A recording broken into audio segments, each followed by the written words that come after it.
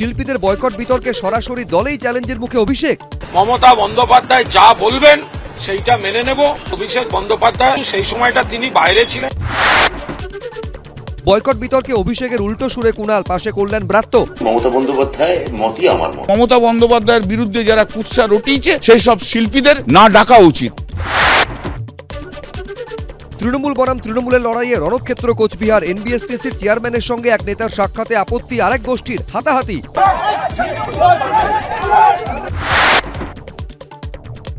পুরনো মামলায় দিনহাটা কোর্টে হাজিরা দিতে এসে তৃণমূলের বিক্ষোভের মুখে লকেট, জয় বাংলা স্লোগান।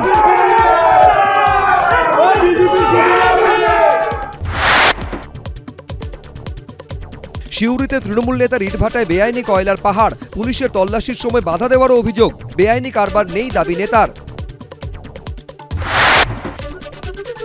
আরজিকর মেডিকেলে ধর্ষণ খুনের মামলায় সঞ্জয় রায়ের সর্বোচ্চ শাস্তির সওয়াল সিবিআই এর। এটা বিরলের মধ্যে বিরলতম অপরাধ, সর্বোচ্চ সাজা হোক, কোর্টে ফাইনাল ক্লোজিং সাবমিশন এজেন্সির। চাকরি প্রার্থীর পর এবার চাকরি প্রাপক, যোগ্য অযোগ্য আলাদা করার দাবিতে ধর্মতলায় মাথা কামিয়ে প্রতিবাদ, করুণাময়ীতে বিক্ষোভ।